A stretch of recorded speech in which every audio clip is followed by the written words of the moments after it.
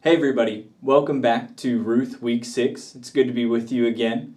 Before I begin my teaching today, I need to acknowledge that last week I came wearing a ratty t-shirt and I had just finished biking here and was wearing my workout headphones around my neck and nobody told me. So just wanted to call that for what it is. I didn't even think about the fact that I was wearing those, and this week I decided to dress up for you all with a lovely Hawaiian shirt because I'm sure that will look better on my immortal YouTube channel. So glad to be with you again this week.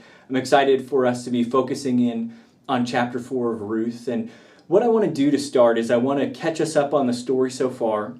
Again, this narrative would have been really consumed in one sitting for the original audience. And so sometimes I worry when we chunk it up into these discrete sections that maybe we get too far into the weeds on any one part. I know last week, whenever my small group was talking through what was going on in chapter 3 on the threshing room floor, there were some questions raised as to, okay, well, what is the nature of Boaz as a redeemer? How is this going to play out in the story? And because we were stopping the narrative right there at the end of chapter 3, we weren't really getting resolutions that naturally follow on the heels of that. And so let's bring ourselves up to speed on where the narrative is. It may be helpful for us to remember, too, that the chapter numbers are added a long time after the story is written. So when we're looking at chapter 3 to chapter 4, there's actually not really a break in the action here. It's one contiguous piece of action. And so if we think back to the beginning of our study, what we saw in the exposition is there's a problem statement set out that we're in the days when the judges ruled, and the author is setting up for us a solution of the royal line of David is going to confront the issues that are plaguing us as Israel in the days when the judges ruled. And really, we see very quickly in these opening verses a terrible situation is put before us where a family is left in dire straits. Only the women are left alive in an era when they are very vulnerable, very exposed. And really, we are left thinking the only person who can bring good out of this situation is Yahweh. And so we're left wondering, how will that happen? And at the end of chapter 1, we see this glimmer of hope that the harvest season ushers in an expectation that maybe the famine, just like the famine is lifted, perhaps there will be a different kind of seed that helps to bring these women hope beyond what's presently before them. And as our narrative progresses, we see this relationship begin to emerge between Boaz and Ruth, where Ruth is beginning to hope in Boaz as a worthy man. And these legal categories get introduced in the background. This idea of levirate marriage, in which a husband, or rather when a husband dies and leaves a childless widow, a family member steps in to perpetuate the name of the dead. So that's the first legal category introduced. The second is this idea of a redeemer, a goel. And so this is somebody who is going to be acting as a financial beneficiary for those people who have come into debt that they cannot pay off themselves. And so we have these categories, but we're not quite sure how they're going to play out. All that we know is there is a sense of expectation or obligation in an Israelite family that family members would act for the good of those in need. And Boaz is a worthy man. So the stage has been set for us. Something's going to happen. And in chapter 3, we see that come to fruition. Ruth really, she makes herself vulnerable before Boaz, and she asks him to act as her redeemer. And so what we're looking at in chapter 4 is Boaz acting on his promise to Ruth in chapter 3, saying, before the day is done, it'll be settled. And so with all of that being said, let's jump into the text here. The text begins by saying, now Boaz had gone up to the gate and sat down there. And behold, the Redeemer, of whom Boaz had spoken, came by.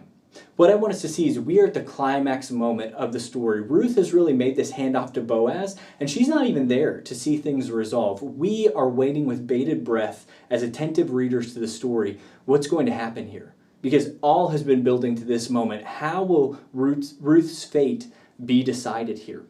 And really, this again shows us kind of the powerlessness of Ruth, of Naomi in their situation. She's really had to cast her lot in with Boaz, and she's hoping for a good resolution, both due to his worthiness and through the provision of Yahweh. And we see this scene is set at the gate of the town. One thing I want to call out here is we're trying to build our biblical imaginations. You may have heard us use that phrase before. I just want us to get in the habit of developing a picture of what life would have looked like in both the Old Testament and New Testament. At the very beginning of the study, we called out, oftentimes in the Old Testament, these scenes are a lot closer in their culture to the New Testament than our modern culture is to the New Testament. And so even by building up kind of a background knowledge of how life would have been conducted in the Old Testament, you're going to be a better reader throughout the whole of your Bible. And we see he's assembling the scene at the gate. And so the gate is going to be the center of commerce for the town. It would be where all people come in and out. And this is a symbol of safety, of security in a time when, again, the days when the judges ruled, it would have been prized. And so we think that really the whole life of the town is flowing through this artery of the gate. And so Boaz is there, and the text identifies for us that the Redeemer is part of this scene. And so the Redeemer, I want us to recognize this title in a few different ways. It's a title of significance because by identifying this person, this man, as a Redeemer, the text is pointing out to us that this is a person who potentially has obligation to Ruth. So that's our first read of this, is this guy could be somebody who helps Ruth out of her situation. The second thing we think about, this guy's identified as the Redeemer. We don't get to know his name. Honestly, there's an element of mystery here. Who is this guy? Is he going to be good? Is he comparable to Boaz? Better than Boaz? Is he worse than Boaz? We don't know. And what we're going to see is how his actions play out in the text to follow. The third way we can read the Redeemer here is that he's not given a name. He's nameless. And in a sense, what we're going to find is the fact that he doesn't have a name is almost a mark of shame on him. And we'll get to why in a moment. But this guy, for now, he kind of hangs under a cloud of mystery. Our Redeemer, the nearer Redeemer. Who is this guy? What is he about? I want us to recall what a Redeemer is. So this is a term Goel. Ryan talked about it last week, which I think was really helpful. Again, we've been putting forward this idea of two distinct legal categories. And the reason I've been putting forward two categories for us is because both of these legal categories of levirate marriage, propagating the name of the dead, and a Redeemer, somebody who buys out the debt of one who is in need or avenges the wrongs that were committed against a family member, both of these are at play. And so a Redeemer is somebody who, the most direct English translation in the greatest number of instances in the Hebrew Bible would actually be an avenger.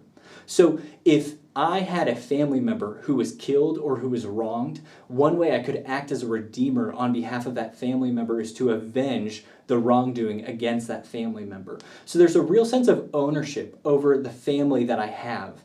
But in our context here, when we're thinking about a Goel, we're thinking about a redeemer as somebody who redeems, who buys out of debt somebody who needs it. That's the context for us as we're thinking about this. And what I want us to do is I want to establish kind of a basic understanding of Israel's economic situation as it regards this Redeemer, because I don't think we're going to understand the transaction that follows unless we understand how Israel conducted itself in matters of land transactions. So you are probably very familiar with a 7-day week, because that is the week, the pattern that we live in. But this is a pattern that is rooted in the biblical story in a really unique way.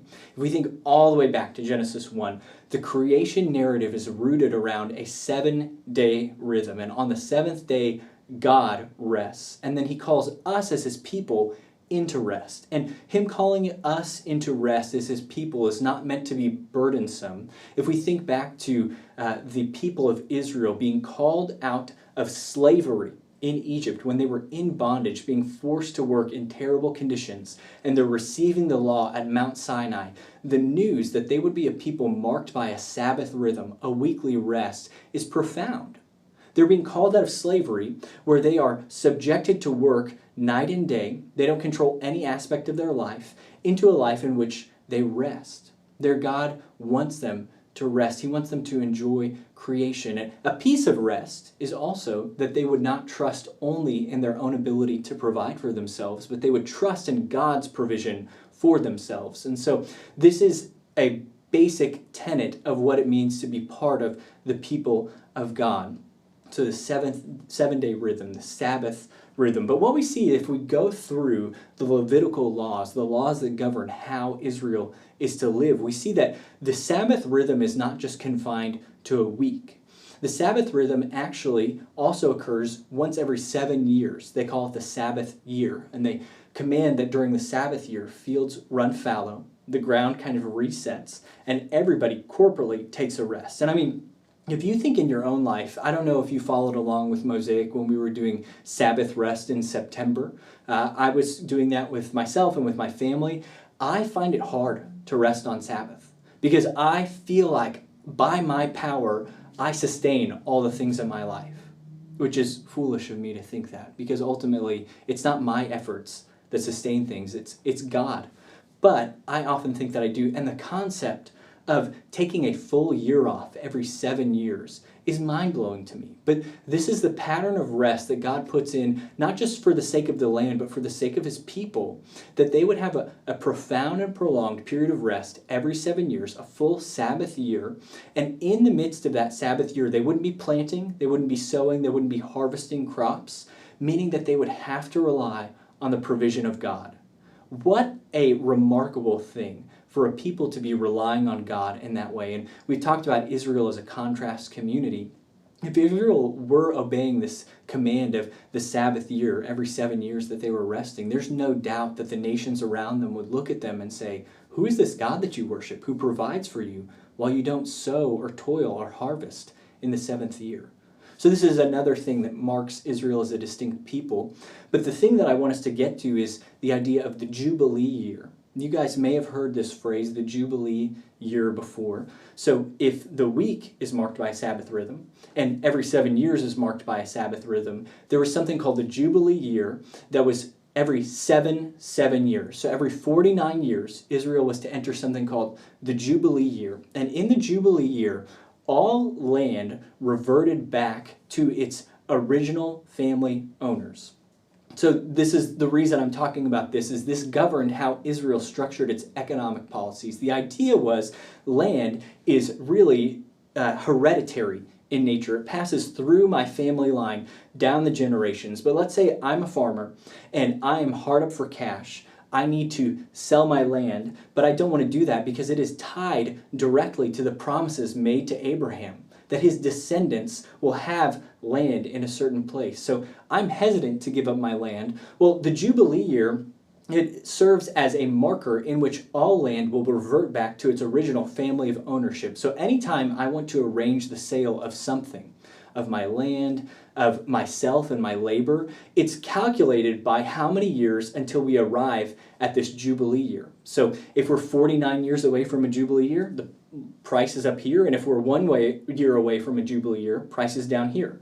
And that's how all transactions would have taken place, or I guess I should say should take place, because what we see is Israel, this is not a surprise to us if we're familiar with the Old Testament, they are not good at following the commands of God that are given in the Old Testament. And so we don't often see Israel living out the practice of the Jubilee year, but in the ideal, and oftentimes when we're thinking about transactions, the Jubilee year is what's regulating prices and regulating terms of sale. And what I want us to see in this Jubilee year is we've talked a little bit about in previous weeks that Boaz, the reason he's willing to be so gracious, so generous with Ruth as she comes to glean in his fields. This is a woman who he could think is taking grain from him, but instead he encourages her to take more because he recognizes ultimately he just leases a field from God.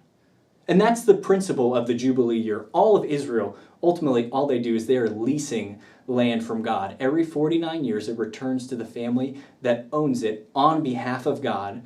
And it's that principle of reset, that no matter how poor you are in the land or how rich you are in the land, everything returns to the original owners at the conclusion of the 7 years, every 49 years, so that no one will accumulate this ridiculous amount of wealth and no one will be forever poor. We would all remember that God is the ultimate owner of this land, and we are to use the land to bless other people. That's the posture, the spirit of the Jubilee year, and that's going to need to be in the back of our minds as we consider the transaction that Boaz is about to undertake with this nearer Redeemer. The other thing I would call out here is this is a good opportunity for us to remember. The story can feel kind of perfunctory, kind of commonplace. Boaz, he goes to the most common place in the city. He immediately finds the Redeemer. And on the one hand, we could think, well, yeah, the Redeemer's going to be there because that's the busiest part of the town. He's going through the gate. Makes sense. But on the other hand, we need to remember God is intimately involved in every part of this story. He is ensuring that Boaz and the Redeemer meet. He's ensuring that there's an audience when they meet. He's ensuring that that audience is comprised of elders. So all the finer details are ultimately under the care and provision of God as he seeks to provide for Naomi and Ruth through what's about to happen. So the text continues. It says, "So Boaz said, 'Turn aside, friend, sit down here.' And he, the near Redeemer, turned aside and sat down. And he, Boaz, took 10 men of the elders of the city and said, 'Sit down here.' So they sat down." Again, if we're building our biblical imagination, this doesn't strike us as kind of an odd circumstance. Nobody stops him. The near Redeemer isn't like, "What do you mean sit down?" The elders aren't like, "Why are you talking to me?"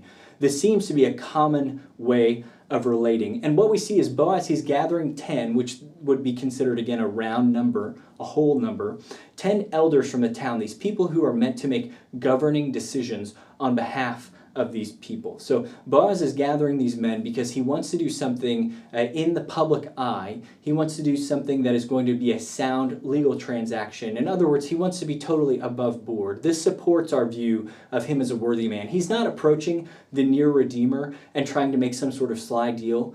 Out in public, he's doing this thing. And so he's essentially created a public ceremony. We can think that if Boaz has pulled aside 10 elders and he's pulled aside this near Redeemer, other people are probably also stopping to see what's going on here.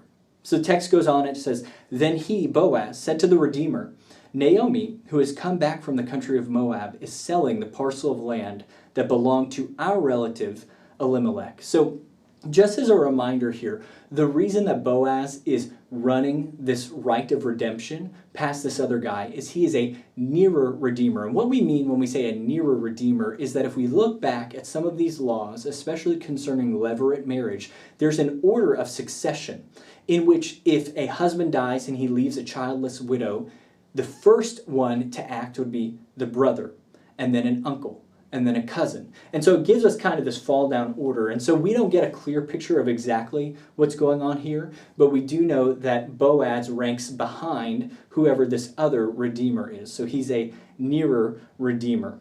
And so that's why Boaz is referring to our relative Elimelech. And chances are, since Boaz is a further relation than this guy definitely knows who Elimelech is. But it's interesting because Boaz, he has to identify Naomi as the woman who came back from Moab.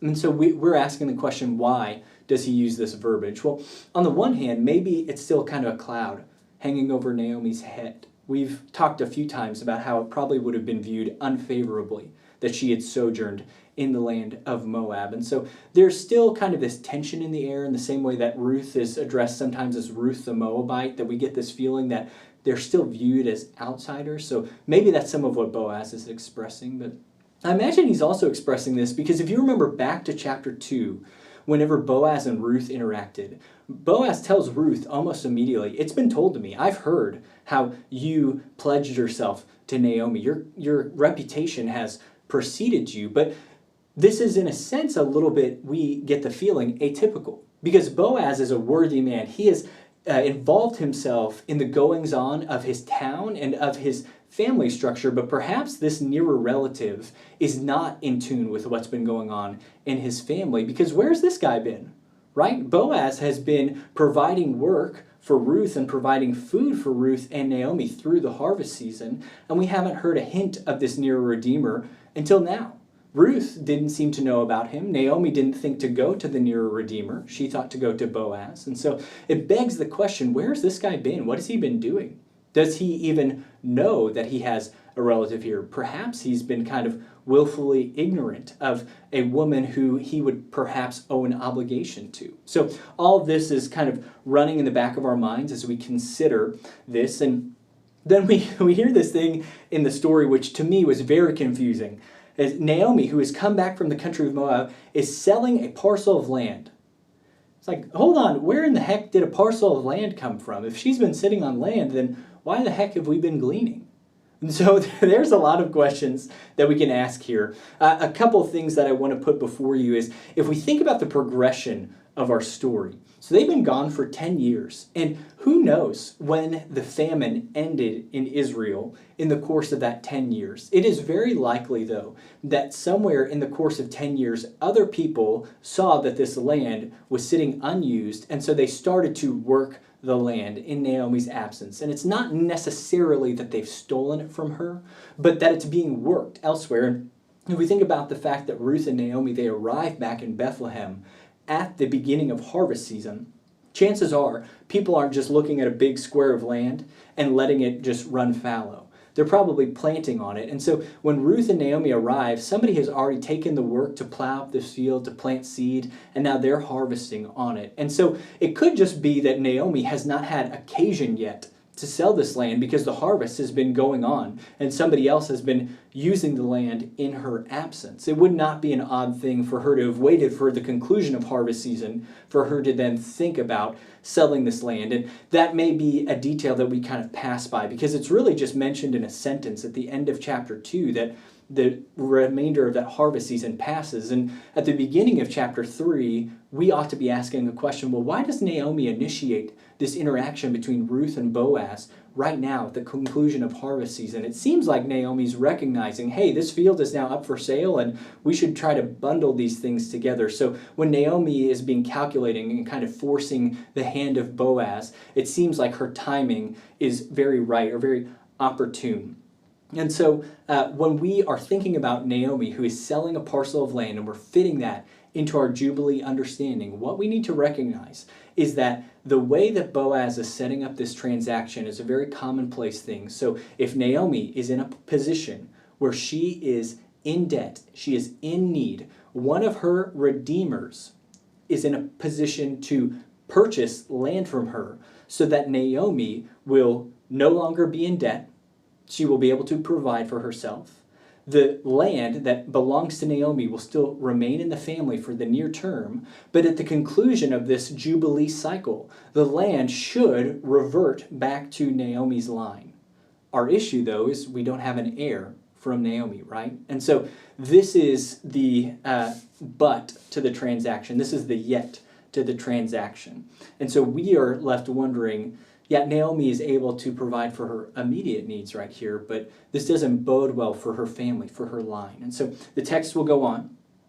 So Boaz, still talking to the nearer redeemer, he says, "So I thought I would tell you of it and say, buy it in the presence of those sitting here and in the presence of the elders of my people. If you will redeem it, redeem it. But if you will not, tell me that I may know, for there is no one besides you to redeem it, and I come after you." So Boaz is forcing the issue of the sale of this land with this nearer redeemer, but he's doing it rightly. It's in the presence of witnesses. He's ensured that he's given this guy the first right of refusal to this land in a process that is ultimately meant to benefit Naomi, who is somebody who is in desperate need, but also it's meant to strengthen the family ties of Israel. The reason the land passes immediately to somebody in her family is they're trying to keep things in the family, in the lines of succession, as close as they can. And really what we see is that Boaz, as he's doing this, he had the opportunity on the threshing floor to take advantage of Ruth, right?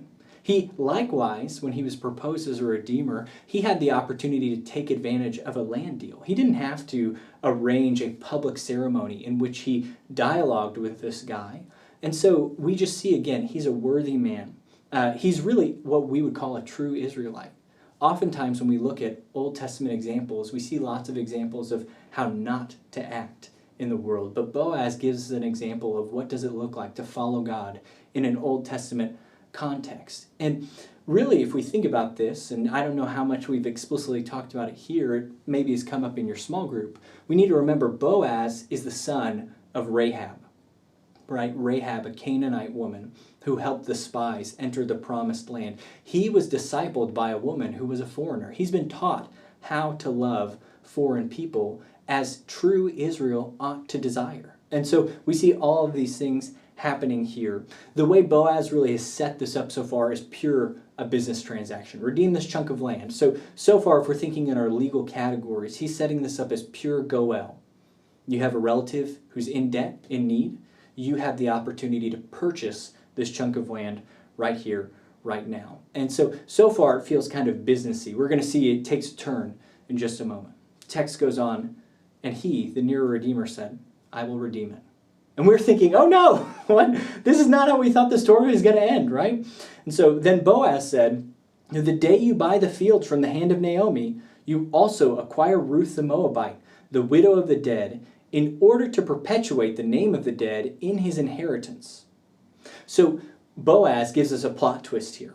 And he says, you not only enter into the right of redemption of you giving money to somebody who's in your family to make use of this land, you enter into the levirate obligation that you would perpetuate the name of the dead. And this is really interesting because Boaz, he doesn't just throw in Ruth as like a part and parcel of this land deal. He doesn't say, hey, here's a woman to add as a concubine to your household, which we've seen other Israelites do practices like that, which is not a practice that is advised or desired. Instead, Boaz is really clear. He says, you acquire her to perpetuate the name of the dead.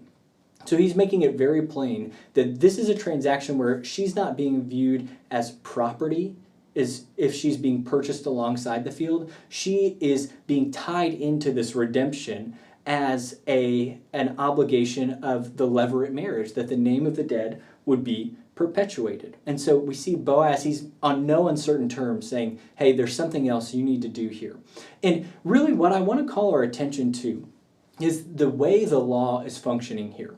So the law as it's written in Deuteronomy and the law as it's written in Leviticus concerning the right of redemption and levirate marriage, they do not necessitate someone to do these things, although there is a sense of obligation and there's a sense of shame if somebody chooses not to. But if we read the law really plainly, we never see that there is a combination of these two things, both redemption and levirate marriage. The idea that not only would I buy the field of somebody in need, but it would then entail that I marry somebody who's in need so that the family line can continue on. This is really improvisational in a sense. It's new territory. And the thing I want to call out is for us, when we think about the law, I think our American understanding of the law can set us up poorly to understand what's going on here. The law in Israel may seem very long. If you sit down to read Leviticus, it's like, oh man,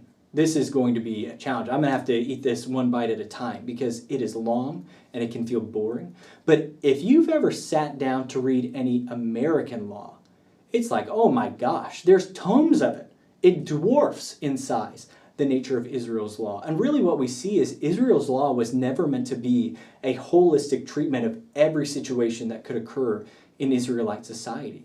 Instead, the law serves as inspiration. It tells us the kind of person we are to live as by giving us lots of examples, but nowhere near all the examples. And so what we see is that Boaz, and I think this is part of the reason that Boaz was pleasantly surprised when Ruth approaches him and says, will you be my redeemer?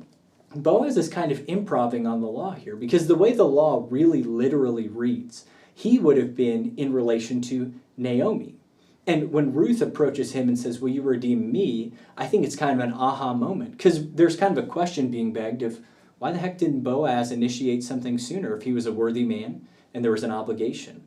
Well, my guess is that Naomi, being past childbearing years, in Boaz's mind, he's thinking, well, there's no way for me to fulfill a levirate obligation here because she can't have a child. She can't perpetuate the name of the dead. And so when Ruth approaches him and says, redeem me, instead let me stand in the place of Naomi, he rejoices in that new, fresh interpretation of the law.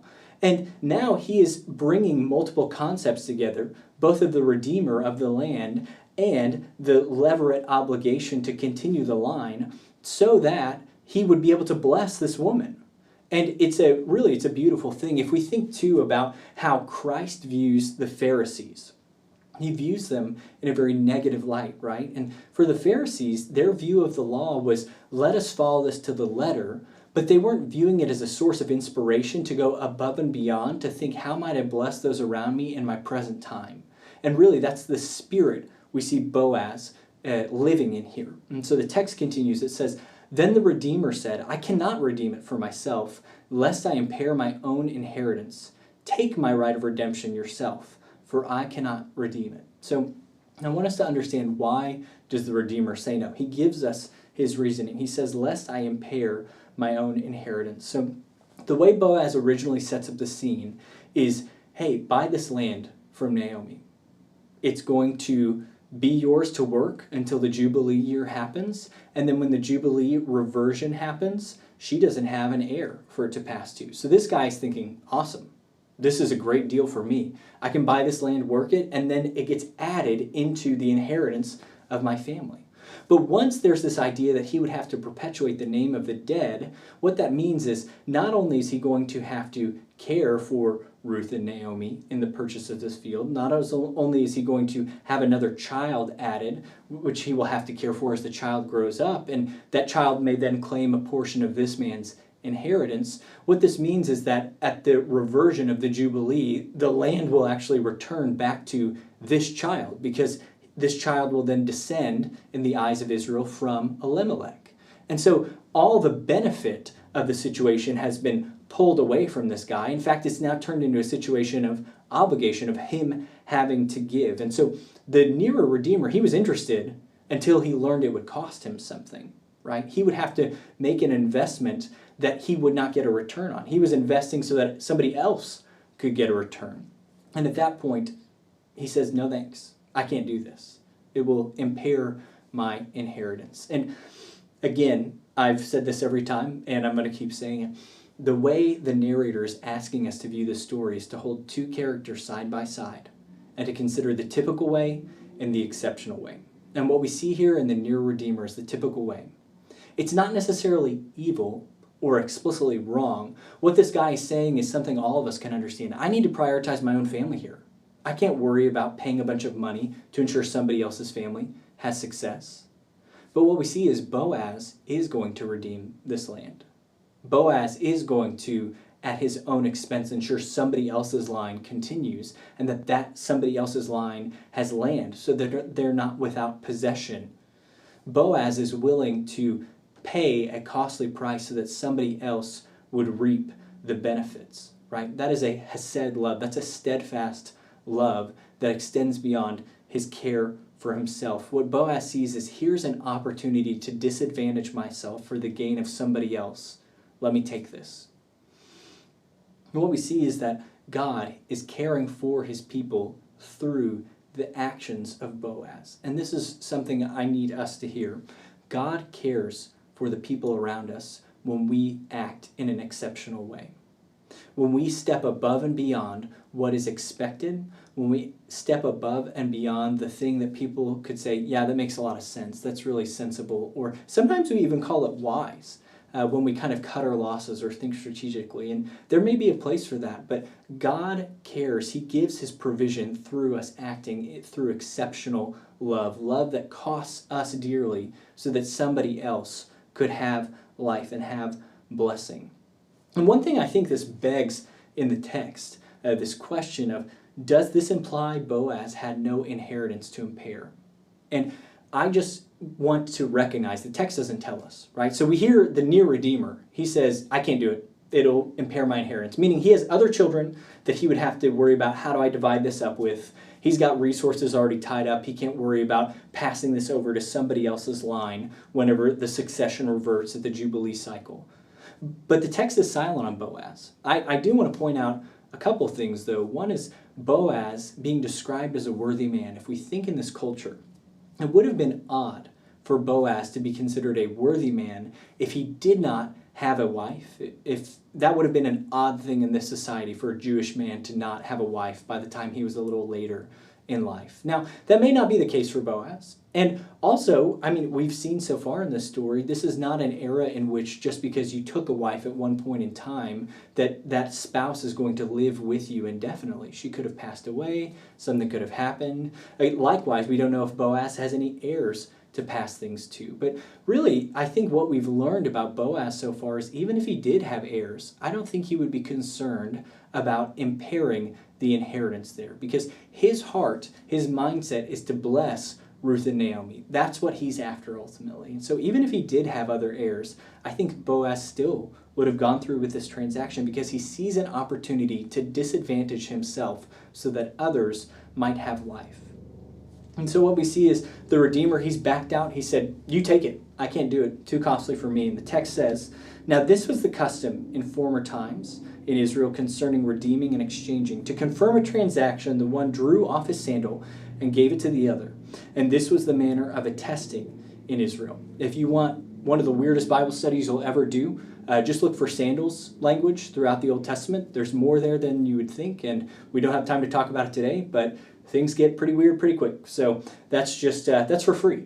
What we see in the text here is this is a little snapshot into the historical origins of the book. So if you remember back at the very beginning, we talked a little bit about dating. This is one of those places in the book that gives us an indication that the story of Ruth was orally passed down for some time before it was officially written down, because they have to explain to the audience a piece of the story. They're saying, hey, this is how they used to confirm transactions in this day and age. And again, this builds a bit of our biblical imagination. The reason Boaz is not just going to the town hall and looking at a deed transfer here is because it probably would have been really expensive and really unusual for there to be writing instruments. In fact, people probably didn't read or write. Boaz may not have known how to do either. So he gathers up 10 elders. They do this public exchange where it's marked by this really clear action of drawing off a sandal to show, hey, property has been transferred. 10 elders have seen it, plus anybody else who is gathered around this scene. It is clear in the minds of Bethlehem who now owns this land and who now has this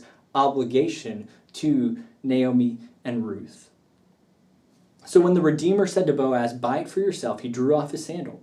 Then Boaz said to the elders and all the people, you are witnesses this day that I have bought from the hand of Naomi and all that belonged to Elimelech and that belonged to Chilion and Mahlon.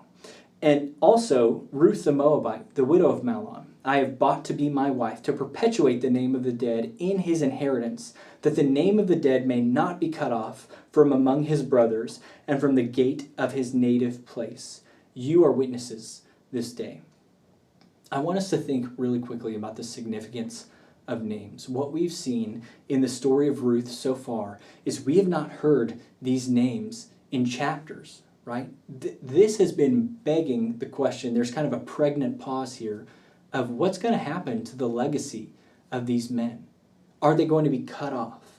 Will their names disappear from the legacy of Israel? And what we see is right here, we find no, they won't be cut off, right? Their names are remembered. What this tells us is, so their sojourn, maybe it wasn't judgment of God against them, that they died while away, because they're still remembered in the history of Israel. Maybe they weren't acting in the wrong. But more than that, what we see is very clearly here, their names have not been wiped out. But you don't know whose names have been wiped out in the context of the story? The foreman, right? In chapter 2, he's just identified as the foreman. He doesn't contribute to a lasting legacy of Israel, right? Know whose name is not mentioned? The near Redeemer. He does not contribute to a lasting legacy of Israel. And Boaz does. And the thing that I need us to recognize is Boaz, he's specifying here that he is perpetuating the name of the dead, meaning that his inheritance ought to rightly pass. This child that comes out of the union with Ruth would be legally viewed in the eyes of Israel as descending from Elimelech. So Boaz, if he did have no other children, if he had no inheritance, no heirs, he is still saying, and after this, I still won't have heirs. Elimelech will be viewed as the one with the heir, and yet Boaz's name is remembered here. His action, his kindness is remembered in the midst of the story, even though he may be foregoing an earthly reward of a direct heir. His transaction is ultimately to serve the purposes of God, not his own interests. He bought land so that he could give it away to an heir that will not belong to him, right? He disadvantaged himself so that Ruth and Naomi can have an income when they otherwise would not. Boaz cares for these women. He cares to see God's love expressed to the vulnerable. And so I want to leave you guys with a few things before we head into our reflection time and our Bible doing time, where we're considering how will we live out the biblical text this week. I'm thinking along the lines of our three themes here. So the first is steadfast love.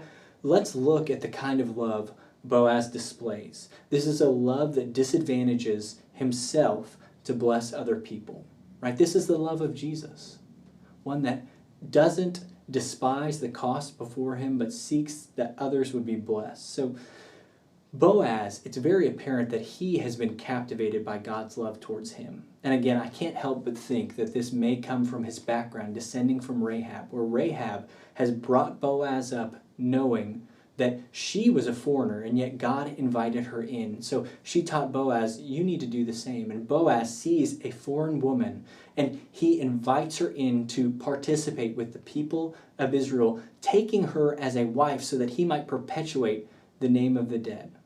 This is a beautiful story in which Boaz is expressing love that is costly to him from a financial perspective, but he does it because he wants to see God's care expressed. And if you think back to the fact that Naomi originally prayed for Ruth in chapter 1 that she would be blessed, that Boaz says, may Yahweh take you under the shadow of his wings, that Ruth in chapter 3 says, would you put your wings over me? We're seeing all this come to fruition where the prayers of the people are being answered by their faithful action. So second thing I want us to think about is God's provision in the story. The more that we recognize that God is intimately involved in every interaction, every detail that we have, the more our eyes will be open to think, who can we extend this steadfast love to? Boaz did not think it was trivial when Ruth showed up in his field. When Ruth came on the scene, Boaz saw, God is at work here.